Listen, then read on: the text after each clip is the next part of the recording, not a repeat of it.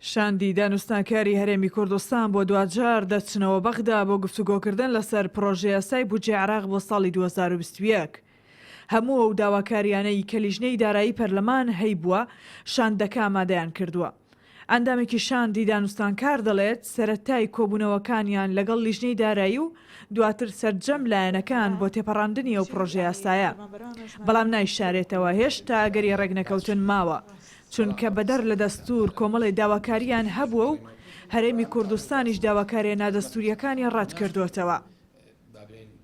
یەکەم کۆبنەوەمان لەگەڵ لیژنەی دارایی دەبیتن و بڕیاریشماندایە کۆبنەوە لەگەر هەموو کوتلەکان بکەین و بتوانین هەموو ئەو ڕۆیای خۆمان کە ئەوەی داواکاری حکومەتی اتحادیان لیژنەی دارایی پەرلەمانی عێراقیە کە بە نووسراوی فەرمی ڕەزامەندیماندایە چ لە تەسلیمکردن چ لە ئەقیامی نرخەکان زیاتر لەگەڵانیش مناقەشە بکەین هەتا بتوانین کە شوهەوایە چوار ڕێک بخەینە ناو پەرلەمان لە هۆڵی پەرلەمان نەکرێتە ئەو لە سعاتی ئەخیری کە دەخرێتە دەنگدان مفاجات نێتە پێشمان هەوک ئەوی ڕوویدا لە یاسای بابرین تەمویلی عەجزی مالی کە تێپەڕا بەبێ هەرێمی کوردستان.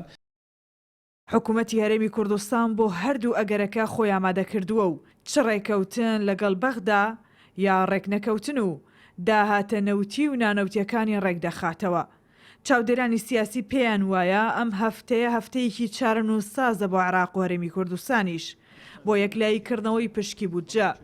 بەڵام لە هەموو ئەگەرەکان ڕێکەوتن بە بژاردەیەکی باش و گونجاو دەزانن. هەفتەیەکی کاریگەرە لەبەر ئەوەی جگەل لە مەسەلەی یاسای بودجەوەرەوە پشتە سیاسیەکانیش لە عێراق و هەرێمی کوردستان لەسەر ئاستێکی باڵادایە بۆیە بەردەوامی شاندی هەرێم لە کۆتاییدا دەمانگاتە دەرئەنجامێکیان ئەوەتە هەرێمی کوردستان 100% دەبێت پشت بەخۆی ببەستێت وەکو کیانێک یاخود ئەوتە لەگەڵ بەغدا بکەوتە ڕێکەوتنێک بە هەمان شێوەش لەوە گرنگتر جێبەجێکردنی ئەو ڕێکەوتنە چونکە ئێمە لەگەڵ عێراق مێژووەکمان هەیە زۆر جار ڕێکەوتن کراوە بەڵام لەسەر ئەرزی واقع جێبەجێ نەکراوە. شاندی دانوستانکاری هەرێمی کوردستان لە دوایین سەردانیاندا بۆ بەغدا ڕایان گەیاند هەنگاوی باشیان بڕیەوە و حکوومەتی هەرێمی کوردستان ڕازیە بە سەرجەم داواکاری دەستوریەکانی عێراق و لیژنەی دارایی پەرلەمان و وەڵامی هەموو ڕاپۆرت و داواکاریەکان دراوەتەوە و هەرێمی کوردستانیش جددیە لە ڕێکەوتن لەگەڵ بەغدا.